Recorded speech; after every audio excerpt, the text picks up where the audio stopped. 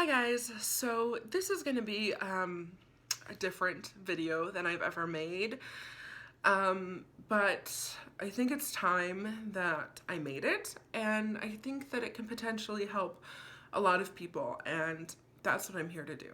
A year or so ago, there was this big trend on YouTube where people were talking about their first time having sex and losing their virginity and what that was like, and I got a lot of people asking me to make a video about it because they thought, you know, it'd probably be funny or insightful or whatever, and I never responded to any of those comments because I lost my virginity because I was raped.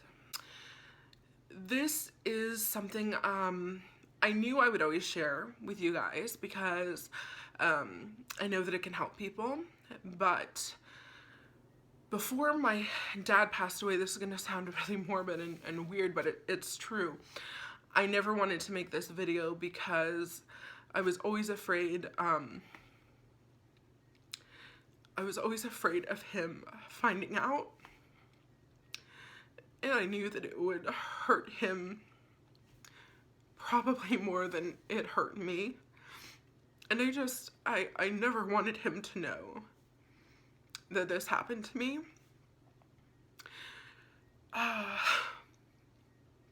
And so when he passed away this summer, I was kind of thinking, like, you know, now is the time, like, I can tell my story, and I don't have to worry, you know, about his reaction.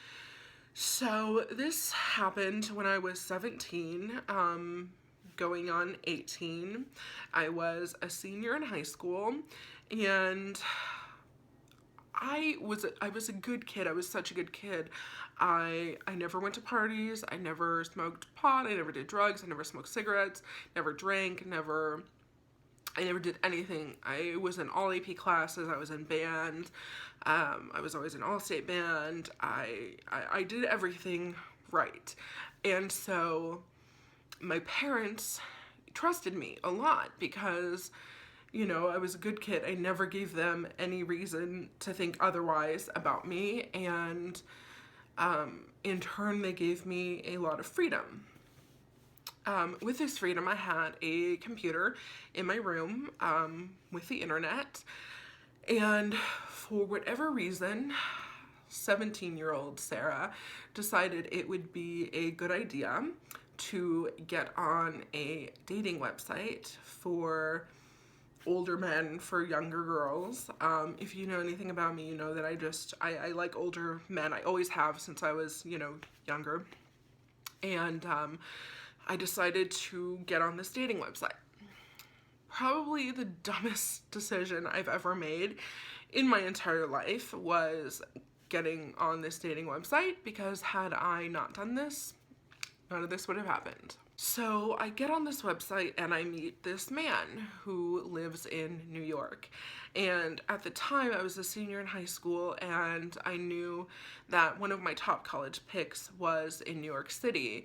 And so I was like, I want to meet someone in New York, I want to date, and I was so naive, and I had such a weird sense of what life was. I mean, when you're 17, you don't know anything, and if you're watching this and you're 17 and you're thinking, I know everything, like, you know, I thought the same thing, but you don't. You're just a kid. As much as you hate to hear that, you are, and I was just a kid, and for some reason I thought, like, I'll meet this older successful man, and we'll live in a great apartment in New York City, and I'll go to school, and it'll be, you know, the best thing ever. And so I met a man on there who was 47 years old. He said he was 47 years old. It turns out he was 52, but that's another story. First of all, I lied and said that I was 18 when I was only 17 on the website, because you can't join these dating websites until you're 18, but I just put that I was 18, even though I was 17 at the time. I ended up telling this man, we exchanged phone numbers and we would talk, and I ended up telling him that I was 17, but that I was going to be 18, you know, in March when I was in New York. And he said he was fine with it, and that was fine, and I was so mature for my age, and you know, he normally doesn't, you know, talk to girls this young, but I'm just so different, and all this bullshit that people will feed you when you're 17 and you don't know any better. So around the time of my 18th birthday, I was born March 24th. So my birthday was always during spring break, when spring break was at my high school. So during spring break, I had booked a trip to New York City to tour the campus of the college that I wanted to go to. And I told this man that I was going to be in New York City and that I was going to be alone. So spring break rolls around and I go to New York City, and everything is going really well. I go and visit the campus and I love it, and I love this city, and everything is just going so well. Until this man came to my hotel to meet me. As soon as I saw him, I had the worst feeling ever. And at that point, I should have done something. I should have just gone to my room and left when I saw him coming in the door. I should have done anything than what I did, which was ignore my feeling of impending doom and go out with him. So I left with him, and we went and we had dinner, and he was nice enough, but I just had such a horrible feeling, and I was nervous, and it wasn't like a good, like, butterfly nervous feeling. I felt just awful. I felt so nervous, and I just didn't feel right. I knew something was off and something was wrong, and that this shouldn't be happening. I should have done a million things differently, but I didn't. I felt scared and guilty, like I owed him something because he came to see me. I don't know. I honestly can't tell you what I was thinking, but I decided to let him in my hotel room. So he came up to my hotel room and he started trying to have sex with me, and at this point I knew, like, this is not okay. This is in no way, shape, or form okay. And I said, no, like, I can't do this with you. Like, I'm still a virgin. I don't feel right. Like, this isn't what I want. And he kept saying, like, no, it's okay. Like, it's gonna be okay. You know, you want your first time to be with someone experienced, and just bullshit. I said no so many times, and somehow he made me feel so guilty, and like I owed him something, and that I had to do this, and I felt so scared and confused and just weird. And I kept saying no, and he kept saying it's gonna be okay, like, this is what, you know, everybody feels like this their first time. And eventually I just let it happen, because I didn't scream or push him or punch him or kick him or try to escape. I felt like me saying no over and over again and crying because it was awful and it hurt, and I felt so gross and so disgusting. But I thought that because I didn't scream, because I didn't try to hurt him or something, that it wasn't rape, that it was okay, and that I had kind of brought it on myself because I let him in my room. And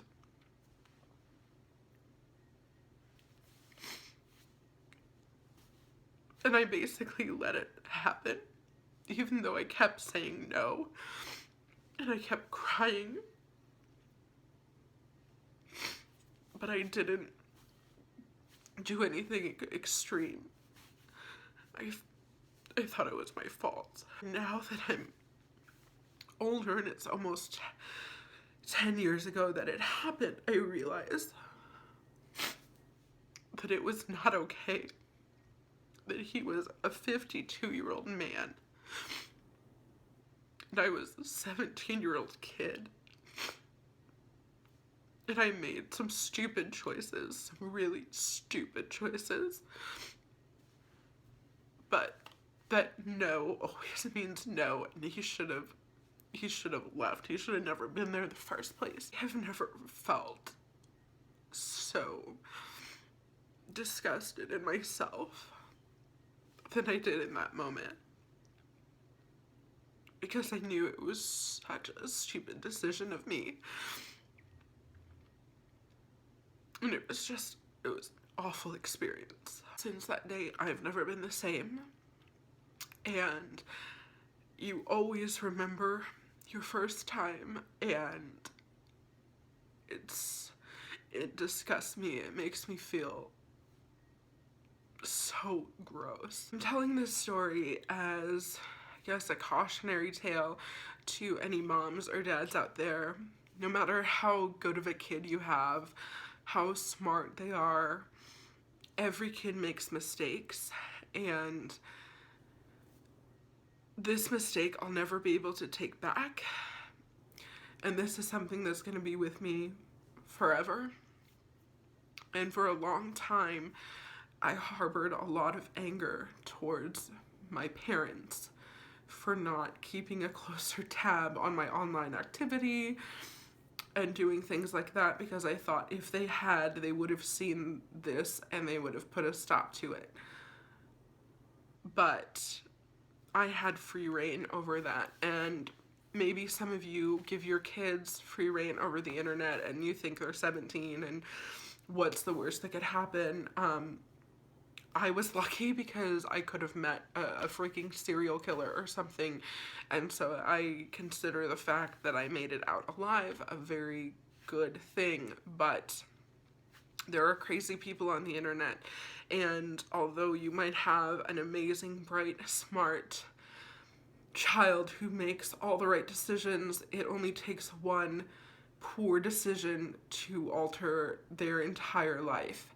And so please monitor what your teens and children are doing online, and who they're texting and all of that, because I can tell you from experience that I never did anything like this before, but for some reason, on a whim, I did, and this is what happened. And also for any girls, or teens, or women out there to know that if you feel in your gut, in your instinct, that something isn't right, then it most likely isn't right. And always, always go with your gut instinct and with your intuition, because had I done that, it would have saved me a lot of anguish. If something doesn't feel right, if someone doesn't feel right, then just leave, just get away from them. Don't give anyone the benefit of the doubt, because these days no one deserves the benefit of the doubt. If you have dealt with sexual abuse or rape in your life, I'm going to leave some links in the description bar so that you can reach out and get help. I can tell you that since I have started going to therapy and started really talking about this and releasing it, my life has changed so much for the better. I kept this pent up inside me for so many years, and it did me no good. The only way you can move forward is to seek help, and I'm always here to talk to you if you need someone to talk to. Sometimes it's easier to talk to someone that you don't really know than a friend or a family member who you feel like might judge you or view you differently if they know. But just know that rape is never your fault. When you say no, it means no, and that's that. always, always trust your intuition. I really wish that I would have. So thank you so much, you guys. I appreciate you being here, and I love you so much. And until next time, I will talk to you later. Bye.